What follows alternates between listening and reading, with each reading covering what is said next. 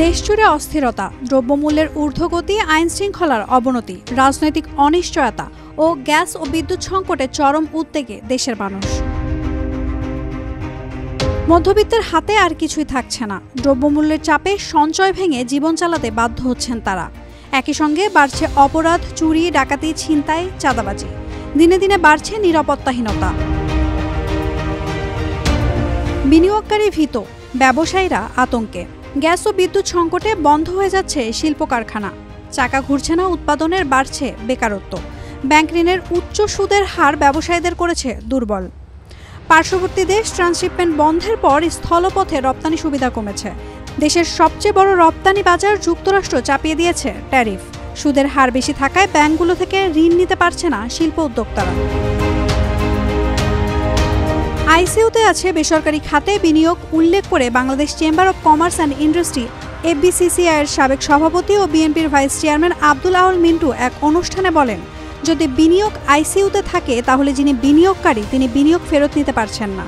সব জায়গায় এখন বৈষম্য বিদ্যমান রয়েছে উল্লেখ করে তিনি আরও বলেন, আয়ের বৈষম্য, সামাজিক বৈষম্য, সম্পদের বৈষম্য, রাজনৈতিক বৈষম্য সবই বাংলাদেশে দিন দিন বেশি হচ্ছে। আইনশৃঙ্খলা পরিস্থিতি নিয়ে গভীর উদ্বেগ প্রকাশ করেছেন অর্থনীতিবিদ ডক্টর হোসেন জিল্লুর রহমান। তার ভাষায় সাধারণ মানুষের আস্থাহীনতা বাড়ছে আর ব্যবসায়ীরা আছেন অনিশ্চয়তায়। গ্যাস বিদ্যুৎ সংকটে ঘুরছে না শিল্পের চাকা। বিজিএমই এর সাবেক সভাপতি আনোয়ারুল আলম পারভেজ বলেন, শিল্পের সবচেয়ে গুরুত্বপূর্ণ জিনিস গ্যাস ও বিদ্যুৎ, সেটাও দিতে পারছে না সরকার। রাজনৈতিক অনিশ্চয়তা ও ব্যাংক ঋণের উচ্চ সুদে বিনিয়োগ থমকে গেছে।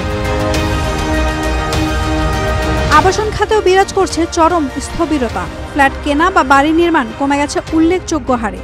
জেসিএক্স গ্রুপের কর্ণধার ইকবাল হোসেন চৌধুরী জুয়েলের মতে বাজারে টাকার প্রবাহ কমে গেছে আর মানুষের ভেতরে আছে আতঙ্ক। মানবাধিকার পরিস্থিতি নাজুক। জানুয়ারি থেকে মে মাত্র 5 মাসে গণপিটুনিতে নিহত অন্তত 50 জন। অজ্ঞাত লাশ উদ্ধার 250-এরও বেশি। সাংবাদিকদের ওপর সহিংসতা শতাধিক। রাজনৈতিক সহিংসতায় প্রাণ হারিয়েছেন অন্তত অর্ধশত। এ তথ্য উঠে এসেছে মানবাধিকার সংস্কৃতি ফাউন্ডেশনের প্রতিবেদনে।